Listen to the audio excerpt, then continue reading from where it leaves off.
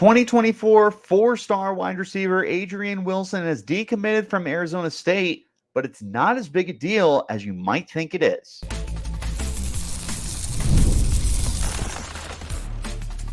You are Locked On Sun Devils, your daily podcast on the Arizona State Sun Devils. Part of the Locked On Podcast Network, your team every day. Welcome back to the Locked On Sun Devils podcast, part of the Locked On Podcast Network, your team every day. My name is Richie Bradshaw, and I will be your guide for everything Arizona State Sun Devils. A special shout out to my everydayers who are here every day, and thanks to all of you for making us your first listen of the day. Don't forget to hit like, subscribe, and turn on notifications wherever you're getting your shows. Stay in touch by following me on Twitter at RichieBrads36 and the podcast at LO_Sun Devils. Sun Devils, speaking of which, were dealt a tough blow last night as wide receiver Adrian Wilson, a four-star wide receiver for the 2025 recruiting cycle. I think I said 2024 in the cold open.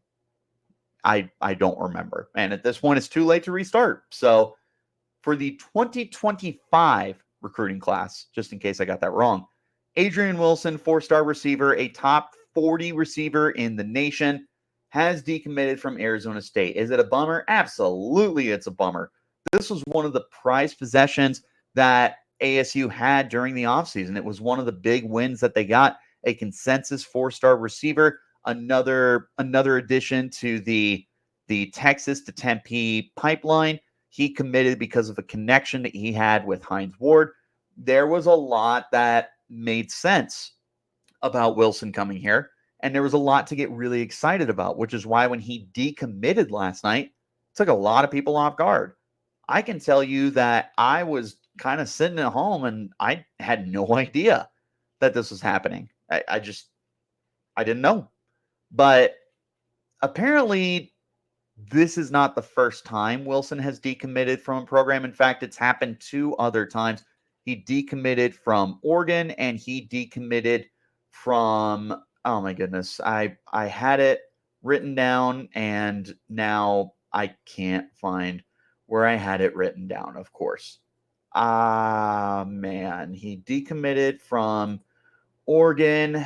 I'll find it here in just a second. But the bottom line is, TCU. He decommitted from TCU. There you go. So this is not the first time this has happened. This is also not the first time Arizona State has had a guy decommit in the Kenny Dillingham era. In fact, we saw Ryland Dillard Allen, another four-star player in the state of Arizona, decommit over the summer. You want to know why these guys have decommitted? It's not a coincidence. And I'm here to tell you that this is a pattern that we have seen. Kenny Dillingham is establishing a culture, ladies and gentlemen.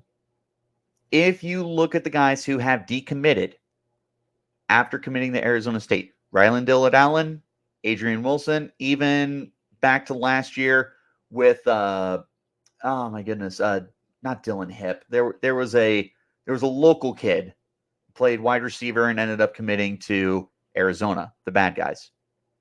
You want to know what they all had in common? They took visits and they took offers after committing to Arizona State. Now, I know what you're thinking. Richie, that's not a big deal. You know, you're absolutely right. These 16, 17-year-old kids should be able to explore their options. You have dozens of schools that are bidding for you to come to their program. You're a four-star athlete. There's a lot of places that would really like you to come down to their program and be a difference maker. You should take your time as a 14, 15, 16, 17, 18-year-old kid. Kid, mind you. Take your time, weigh your options. Don't rush into anything. However, when you commit, you are committed. My great-grandfather had a saying, and it went something along the lines of this. Your word is only as good as your, oh my goodness, now I'm going to mess it up, is only as good as your commitment, I want to say. Of course, my grandma's going to kill me because I forgot that. Love you, Grandma. Sorry. But essentially, your word means nothing unless you're willing to back it up. You need the actions behind it. If you commit to a program, you are committing to the program. So don't do it. Unless something catastrophic happens, like the head coach leaves, or the person who recruited you leaves, or maybe something just really comes up with like family or schooling and stuff like that. Unless it's something catastrophic like that, and I don't wish that on anybody, when you commit, you're committed. These kids need to learn that early on. So, yeah, feel free to take offers and to take visits. Do all that stuff. You should do that. Explore your options. Have fun. Travel the country. See what's cool, what's not cool. Go to Madison, Wisconsin. Go to Birmingham, Alabama. Go to New York. Go to California. Go to Texas. Go to Seattle. Explore your options. Have fun doing it. But when you commit, you are committed. And these handful of kids that we have seen, Dylan Tapley is the player I was trying to remember from last year's class.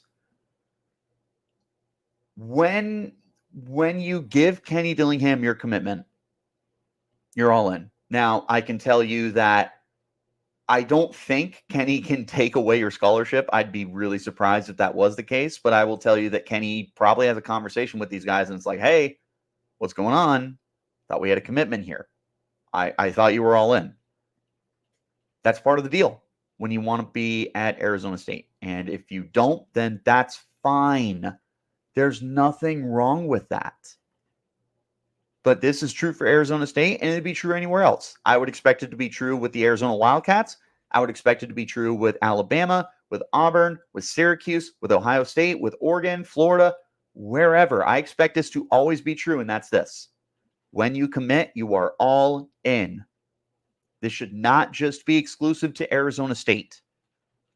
Arizona State is just very, very into it. I will tell you, there is 0% chance. I give it less than 1% chance at best that Adrian Wilson will recommit to Arizona State. Once you decommit under this Kenny Dillingham era, you're not coming back. And that's fine. Would we welcome him back? Probably. I would like the talent. But if you're 1 foot in, 1 foot out, I think that you're just better off moving forward. What does this mean? Well, it means your recruiting's not done. You know, there was a lot of thought that ASU's 2025 class had probably been about finished up. You had 2 4-stars in the class. Initially, you were able to add a third. You had Adrian Wilson and AJ Aya, who were 4-stars. Cameron Dyer turned himself into a 4-star. Michael Tollefson is still a 4-star somewhere, depending on where you look. It's not very many places, but I think Rivals still has him as a 4-star. This is a good-looking class. It felt like you were done. With losing Wilson, you're not done.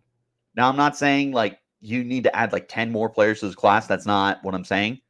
But it does feel like you're losing a huge, huge player to this recruiting class that was looking to be a very good cycle. You need to find a way to replace him. The good news, you do have 2 4-stars already here with AJ Aya and with Cameron Dyer. There's a lot of good that comes up next. But speaking of what comes next, we're going to dive into that in just a moment. This is the Locked On Sun Devils podcast, part of the Locked On Podcast Network. Your team every day.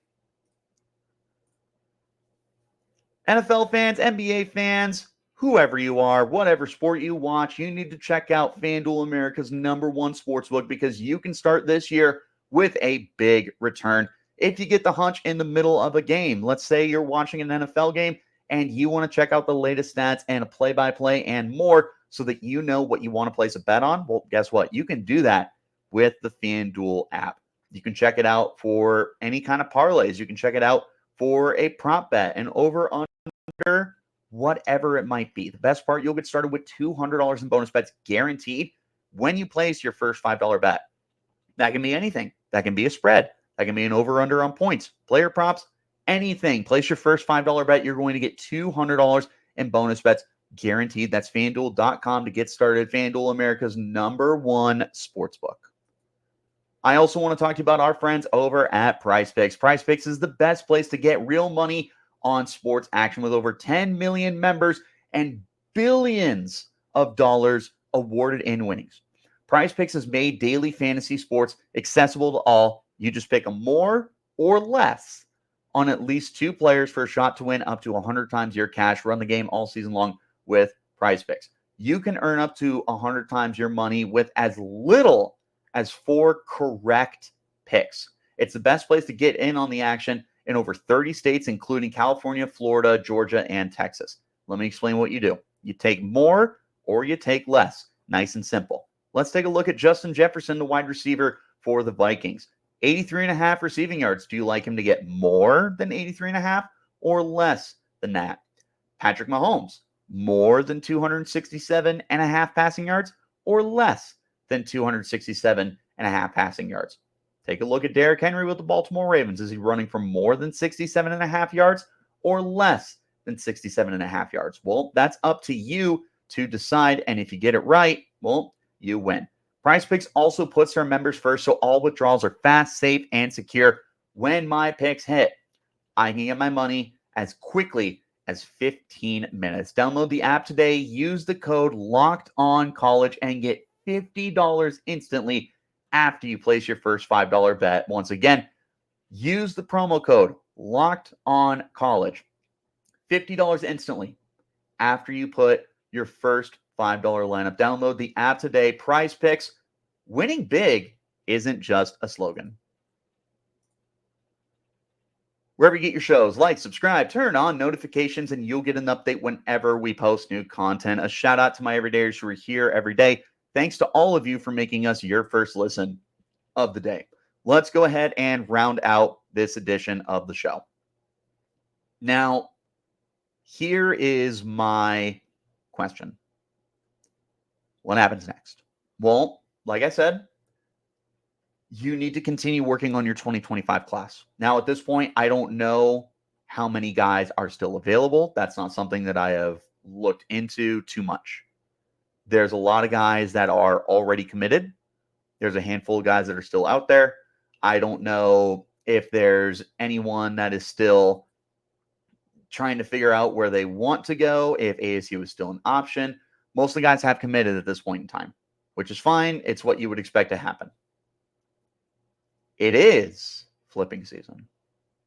And flipping season, in case you aren't aware, is pretty much what just happened to Adrian Wilson. Guy may be committed, but I don't know. Maybe ASU is calling their name.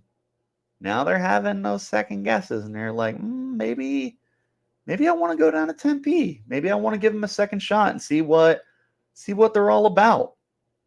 It's flipping season, ladies and gentlemen. And ASU should be all in on trying to get some guys to stay home. Wink. I know if you listen to this podcast, or if you pay even the slightest bit to recruiting, that you know exactly who I am talking about. A certain wide receiver out in the East Valley, a 4-star kid in the state of Arizona, and somebody who, depending on your source, is the #1 recruit in Arizona. ASU was high in on the race for him. Unfortunately, they missed out to the school he decided to commit to, Oregon. It's not too late. It's not too late for ASU to try and convince this kid to stay home. He's at the top of my list. But I'll tell you, there's plenty of other guys as well that I'm sure Kenny Dillingham and his staff have their eyes on to not give up and find a way to get these guys to come to Tempe, Arizona. They're all about it. They are going to continue working on this 2025 recruiting class. I will also say the last thing that I want to leave you with, you are all in on these current wide receivers that are coming into the program, and you got a lot. You've got Corey Butler, who's coming in from Centennial out in Corona, California. You've got Uriah Nelmans from Santan Charter out in Gilbert, Arizona. And then you have the guy who I am most interested in, and that is Cameron Dyer. Listed as a quarterback on 24/7. He is an athlete, and he has already confirmed he is transitioning to wide receiver when he arrives in Tempe and will be working exclusively with Brian Ward. These are the three guys that you have currently at wide receiver in this recruiting class. Next year's room is going to be different. You're not going to have Troy O'Mary, Jake Smith, Melcon Stovall. Those three guys are gone. No more eligibility. There's potential for other guys to be missing too. Jordan Tyson could declare. I don't think he will, but he could. This is going to be a different receiving room next year. And ASU is going to need to rely on some of these young guys to step up. Cameron Dyer, a lot of eyes are going to be looking at you, young man, out from La Cueva High School in Albuquerque, New Mexico. A lot of eyes are going to be taking a look at Cameron Dyer. There's a lot of, I wouldn't say pressure, but there's a lot at stake here for the Sun Devils recruiting class for next year. If you're done, then that's fine. It's still a top 50 recruiting class, and you're bringing in 18 guys, solid recruiting class. They're going to attack the transfer portal. It's not the end of the world that you lost Adrian Wilson. It sucks, undoubtedly. I'll tell you, I was really bummed when I saw that news. That wasn't something I was excited about. No, not at all. But life goes on. It's not the end of the world.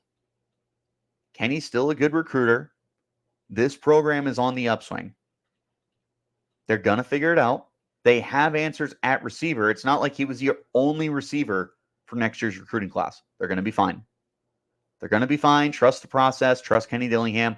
We will get there one step at a time. But ladies and gentlemen, Adrian Wilson decommitting is not the end of the world. Let me know what you guys think. Are you really upset Adrian Wilson decommitted? Do you understand why he decommitted? Let me know in the comments. You can hit me up on Twitter, Richie Bradshaw36, the podcast at @LO_Sun Devils. Wherever you're getting your shows, hit like, subscribe, turn on notifications so you get an update whenever we post new content. I appreciate each and every single one of you for tuning in and making Locked On Sun Devils your first listen of the day. A special shout out to my everydayers who are here every day. If you have not checked out today's full-length episode, we took a look after a handful of days of really taking some time to digest ASU's loss to Cincinnati. We broke down the good, we broke down the bad, we had some takeaways, and we talked about what needs fixing next. So check out that episode if you haven't already. If not, I will see you guys tomorrow as we hand out grades for ASU's loss to Cincinnati. No matter what, I will see you next time. And until then, you keep it locked right here on Locked On Sun Devils.